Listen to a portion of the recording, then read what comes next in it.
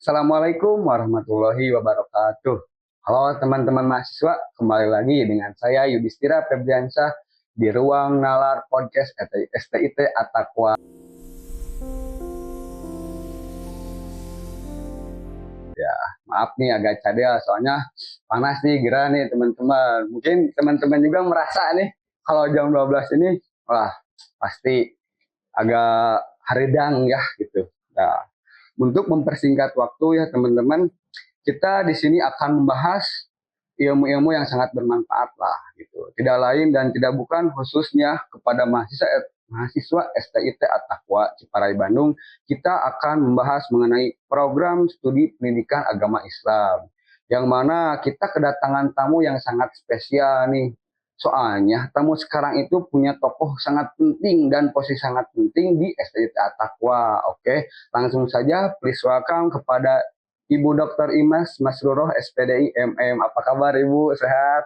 Alhamdulillah. Alhamdulillah Ibu. Nih, bagaimana nih hari-hari sekarang Bu, cuaca yang haredang terus hujan, haredang hujan, gimana nih Bu? Iya, betul. Sebelumnya Ibu ucapkan Assalamualaikum warahmatullahi wabarakatuh kepada semuanya, wabil khusus mahasiswi STIT Atakwa Ciparai Bandung yang stay tune terus nih di podcast Ruang Nalar STIT Atakwa Ciparai Bandung. Oke, untuk cuaca hari ini kan memang sangat panas ya, sangat panas. Katanya ada hujan, panas, hujan. Banjir. Cuma namanya sunatullah ya. Sunatullah. Yang kayak begitu. Jadi kalau itu mah intinya bagaimana cara kita membuat diri kita panas di waktu hujan dingin di waktu panas. Jadi lebih ke adjust gitu, menyesuaikan. Betul. Gitu ya, Bu. Jadi kita harus menjadi orang yang adaptif. Adaptif ya, lebih cepat beradaptasi. Karena ya kesuksesan itu bisa diukur juga lah. Betul. Dari adaptasi itu. Daripada kita ngalur-ngidur nih, waktu juga lama gitu. Kalau karena kita lebih spesifik lagi nih mengenai program studi pendidikan agama Islam nih. Karena teman-teman mungkin tahu nih untuk program studi pendidikan agama Islam ini pasti mengenai pendidikan ya Bu, agama mentok-mentok agama lah, mentok-mentok pendidikan gitu. Tapi kita akan membahas tuntas ke akar-akarnya sama ahlinya nih, sama dokter gitu ya. Maka langsung saja nih Ibu, menurut Ibu itu apa gitu Bu prodi atau program studi pendidikan agama Islam ini Bu? Oke. Untuk PAI sendiri, sebelum Ibu menjawab apa itu PAI, kemarin-kemarin kan sudah dijelaskan tuh histori ya, sejarahnya. STIT Atakwa Ciparai Bandung itu kan sudah berdiri lama tuh. Berdiri lama ya? Iya, dari tahun 2005 kan. 2005. Nah, PAI ini sudah hadir dari awal gitu. Berarti kalau dihitung-hitung 2005 sampai sekarang udah berapa tahun kira-kira ya? 2005, pokoknya mah Yudis lahir tahun 2004, umur 22, sekarang mungkin 21 gitu. Nah, sekitar 21 tahun tuh ya, PAI berdiri tegak di STIT Atakwa. Amazing. Nah, untuk PAI sendiri kan PAI itu P-nya pendidikan, A-nya itu agama, I-nya Islam. Yang namanya agama, Islam itu kan sudah jelas ya. Nah, jelas. Tetapi untuk pendidikannya itu, nah jadi PAI itu adalah tidak hanya sebuah prodi yang memang tidak hanya menggali secara secara rinci tentang keagamaan saja, tetapi luas ya, dan paling luasnya itu adalah tentang pendidikannya. Jadi kalau pendidikan itu kan nanti akan terlihat bahwa seseorang itu apakah dia punya pendidikan atau tidak. Jadi pendidikan agama Islam itu bukan hanya tentang teori-teori keagamaan atau keislaman, tetapi menyangkut juga dengan teori pendidikan. Ya, nanti akan dibahas juga ada apa saja tuh mata kuliah yang keagamaannya dan kependidikan. Pendidikannya, oke. Mungkin yang Yudis tahu berarti ya Bu, untuk agama ini kenapa ada pendidikan agama gitu, menyatu gitu, menjadi satu nama pendidikan agama jurusan gitu kan, prodi, menjadi suatu program. Berarti karena dalam agama itu sangat berperan penting itu pendidikan atau sebaliknya gitu Bu. Jadi sama-sama simbiosis mutualisme lah. Ya, jadi sama-sama saling menguntungkan, saling mendukung. Istilahnya saling keterkaitan dan keterikatan seperti ikatan cinta. Luas ya guys. Jadi mungkin itu jawaban yang kita tahu. Nah, tetapi kita kalau pengen lebih tahu lagi ya kuliah ke STIT gitu. Betul itu. Nanti ketemu langsung sama saya. Langsung sama Ibu gitu, ngobrol langsung gitu. Nah itu mungkin menjadi basic atau dasar yang kita ketahui untuk melaju lebih dalam lagi mengenai program studi agama Islam. Gitu. Nah mungkin untuk sekarang tuh Bu, lebih ke keunggulan dan ciri khas nih Bu. Kan banyak nih di Kabupaten Bandung, di Jawa Barat, di Indonesia bahkan ya khususnya gitu. Nah kan banyak prodi pendidikan agama Islam, saking banyaknya gitu, emang banyak pisan lah gitu Bu. Nah kenapa gitu Bu harus masuk ke STIT At-Taqwa? Apa keunikan dari prodi di sini gitu, prodi PAI khususnya gitu? Oke, untuk keunikan, I'm sure, yes, I'm sure PAI di STIT At-Taqwa Ciparai itu pasti memiliki ciri khas dan keunikan tersendiri. Karena apa? Karena memang memang seluruh lulusan STIT At-Taqwa itu dibekali dengan kompetensi-kompetensi. Wabil khusus 4 kompetensi itu apa tuh Bu? Apa aja tuh? Aduh kurang tahu nih. Teman-teman kalau ada yang tahu komennya di komen. Boleh komen di bawah ini ya. Ada kompetensi pedagogik. Oh, yang pedagogik, kognitif. Iya, bukan pedagogik. Yang kedua kepribadian, yang ketiga kompetensi sosial, dan yang keempat adalah kompetensi profesional.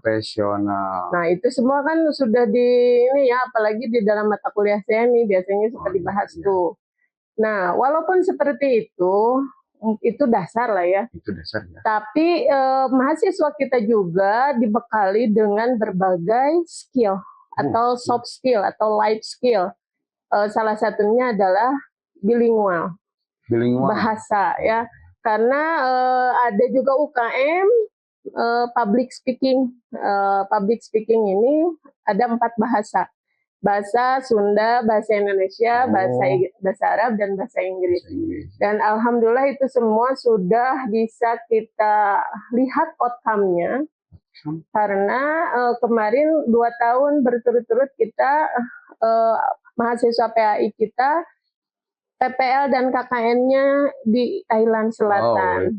Ya 2023 kita memberangkatkan 3 mahasiswa, ada Muhammad Rifki, bukan Muhammad Rifki. Apa tuh Bu? Siapa tuh? Lupa lagi. Ya lupa. Oh ya, ada Dodi Mulya, ada Hanif, ada Rifki Ramadan. Iya, I'm sorry.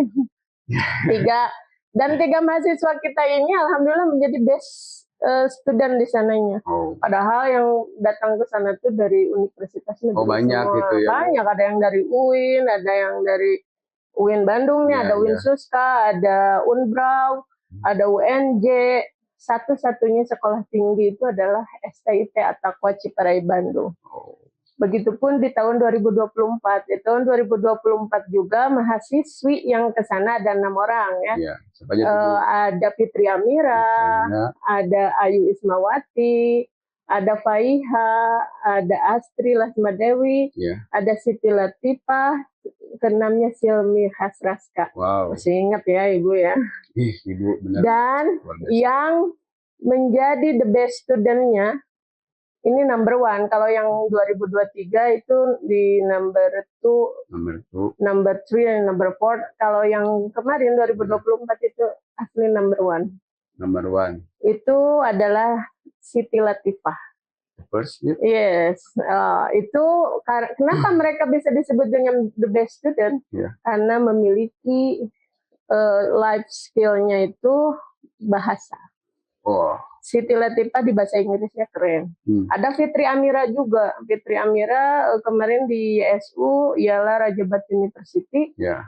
Dia bahasa Arabnya keren. Jadi ciri khas dan keunikan mahasiswi atau mahasiswa PAI di STIT At-Taqwa Ciparai ini selain memiliki 4 kompetensi dasar, memiliki keilmuan tentang keagamaan, tetapi memiliki juga bahasa ya. Jadi bilingual di kita kan di mata kuliah ibu ya, pembelajaran ibu kan udah menggunakan bilingual juga tuh kan. Iya. Jadi 1 minggu bahasa Arab, 1 minggu bahasa Inggris. Itu adalah salah satu ciri khasnya. Strategis banget itu ya untuk mahasiswa STIT nih. Beruntung bagi kalian yang masuk mungkin, dan ibu dengan Ibu Imas gitu masuknya, atau kebagian mata kuliahnya dengan Bu Imas yang pasti seminggu sekali itu English language atau Lugha Arabiah seminggu sekali gitu ya. Karena itu menjadi bekal juga, dasar untuk kita bisa keluar dari negeri ini gitu. Betul. Bukan pasti keluar kabur dari negeri ini, tetapi kita lebih mencari lagi wawasan lebih luas gitu. Yaitu kuncinya bahasa Arab dan Inggris gitu. Oh, itu menjadi keunggulannya Bu bagi STIT Attaqwa itu. Wow, sangat hebat gitu. Karena kalau misalkan dikomparasi itu pasti sangat banyak gitu ya. Mungkin biar lebih tahu bisa masuk ke sini, biar kita cari tahu bareng-bareng nih, dan meningkatkan skill bahasa, hard skill, soft skill kita di sini bareng-bareng. Oke. Wow, sangat luar biasa ya teman-teman dengan prestasi-prestasi dan pencapaiannya. Tapi mungkin itu menjadi tolak ukur prestasi mahasiswa nih Bu. Bagaimana dengan dosennya Bu? Apakah lebih gitu? Atau bagaimana gitu Bu? Oke. Untuk dosennya pasti dong. Pasti ya. Iya, alhamdulillah ya, karena dosen-dosen di kita itu memang para dosen yang berkompeten di bidangnya ya. Dan ada juga lulusan dari Kairo ya, Al-Azhar Kairo. Seperti ketua STIT kita ya, Ibu Dr. Hajah Neni Nurlaila LC MAG itu kan beliau dari Kairo juga. Dan kebetulan Ibu sebagai Kaprodi PAI itu takut sombong ya, takut dibilang sombong ya, gimana ya? Iya, sombong Ibu, jadi dokter, intinya gitu. Iya, Ibu juga kemarin waktu di Thailand itu mengisi PKM ya. Oh, jadi seminar Bu? Pengabdian kepada masyarakat, itu di sana tuh seminar gitu, para guru-guru yang ada di Congkraksat Vitaya School itu, kita kumpulin para chef-chef loh di sana, guru-gurunya. Jadi ditonton gitu punya? Bukan ditonton, mereka jadi peserta ya. Jadi peserta juga Ibu? Iya. Kebetulan yang ngisinya itu ada Bu Hajah Neni dan Ibu. Nah, Ibu ngisi di sana itu tentang strategi pembelajaran. Karena di sini juga Ibu kan mengampu mata kuliah strategi pembelajaran dan micro teaching. Dan alhamdulillah juga udah ada bukunya. Kalau mau bukunya boleh dikepoin di Shopee juga bisa. Bisa ya. Iya. Linknya nanti. Iya, linknya nanti ada ya di bawah ini. Nah, di sana itu kebetulan di Thailand itu memang kekurangannya adalah kurangnya strategi pembelajaran. Strategi pembelajaran. Jadi strategi pembelajarannya masih konvensional.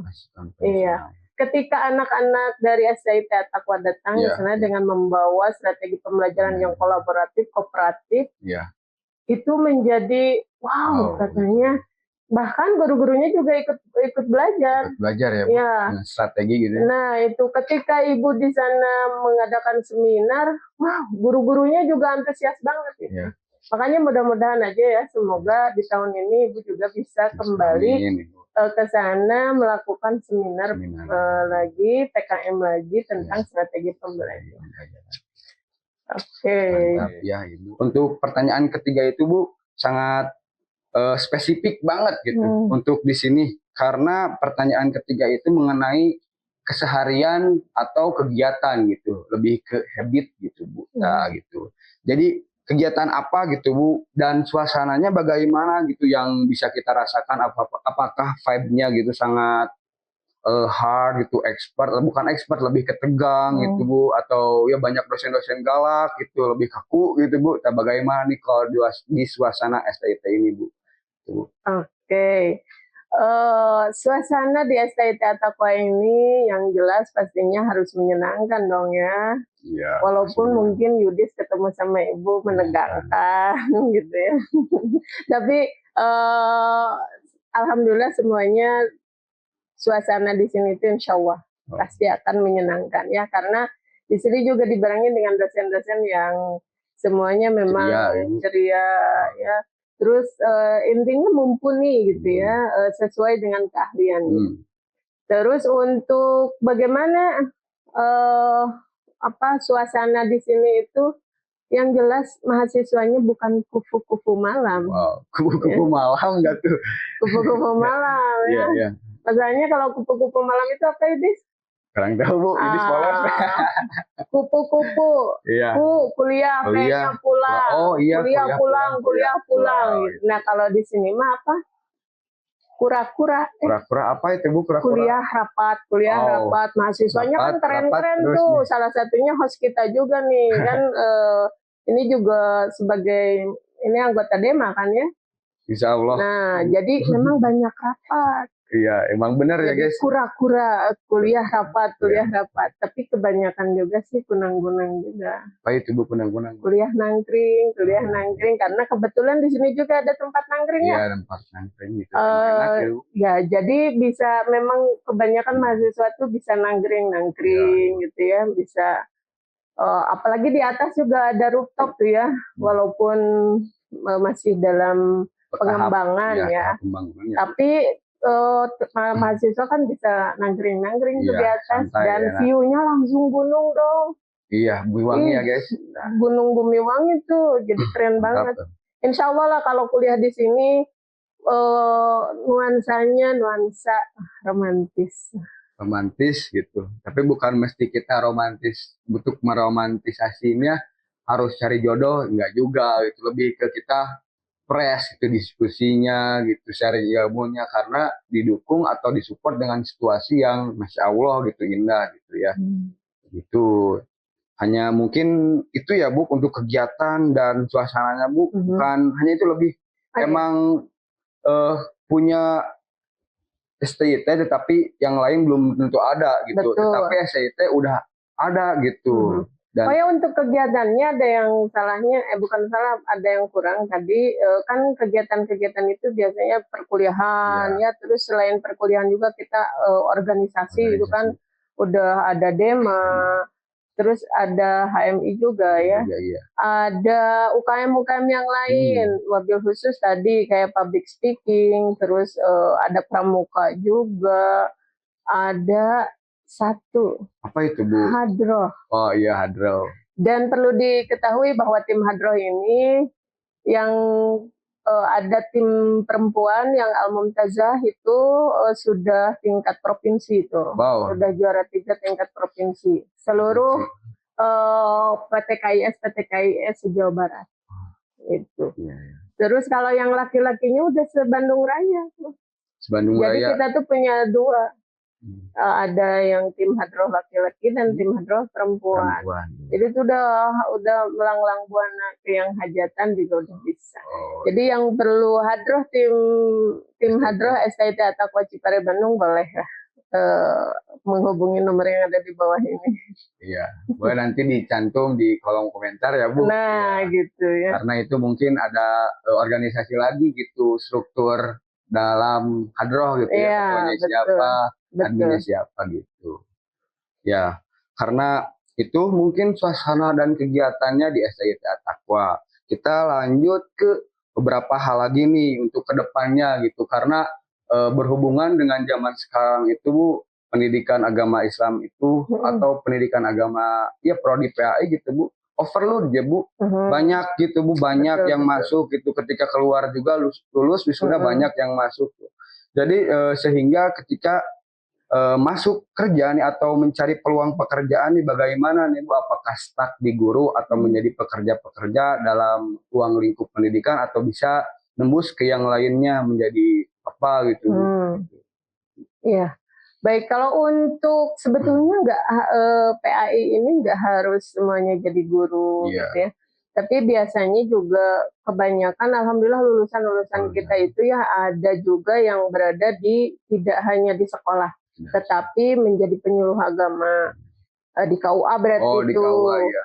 Terus ada juga yang menjadi ustadz, kiai ya. Wah, itu udah pasti karena banyak gitu. Karena kita itu kan mencetak lulusannya itu bukan hanya pendidikan saja, bukan hanya menjadi pendidik gitu, tetapi bisa jadi menjadi da'iyah, ya ustadz gitu. Nah, terus ada juga pengelola lembaga pendidikan. Wow. Jadi bukan hanya guru dong itu. Kepala sekolah. Kepala sekolah. Ada yang sudah mempunyai RA. Wow. Ya.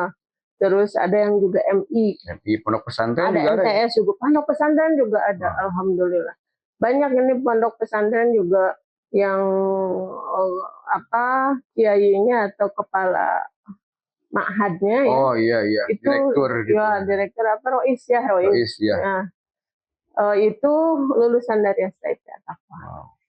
Dan selain itu juga lulusan STIP At-Taqwa itu memang sudah banyak yang jadi ASN. Ada yang PNS ya PNS, dulu ya. Dari mulai PNS, ASN, terus sekarang ke P3K kan ya. Itu banyak sekali. Ada juga yang kemarin terakhir ada P3K paruh waktu geningnya yang lagi booming itu ya. Ada banyak lulusan kita. Jadi berarti lulusan kita itu dicetaknya bukan hanya sebagai pendidik saja, tetapi memang bisa dalam berbagai hal. Apalagi ada juga yang berwirausaha. Itu juga ada, berarti kan itu CEO yang menyamar jadi OB. CEO yang menyamar CEO yang menyamar gitu. Iya. Nah, tapi paling ininya kita kan punya tagline nih. Tagline STIP At-Taqwa itu yang 3M itu. Mutadayin, mufakir, dan mujadid. Jadi ketika mutadayin itu kan orang yang faqih fiddin ya, paham dalam keagamaan, berarti kan agamanya religius lah ya, kalau bisa disebutkan religius. Kalau yang mufakir itu pemikir, ide gitu ya. Iya, pemikir itu kan bukan hanya mikirin utang aja gitu ya. Jelas. Tapi ini mikirin kehidupan, bagaimana cara mengembangkan kehidupan ini gitu kan. Jadi apa yang ilmu yang kita punya lalu kita kembangkan, lalu kita amalkan, nantinya akan menjadi pohon yang betul-betul bisa bermanfaat bagi orang lain. Karena al-ilmu bila amalin kasyajarin bila samarin.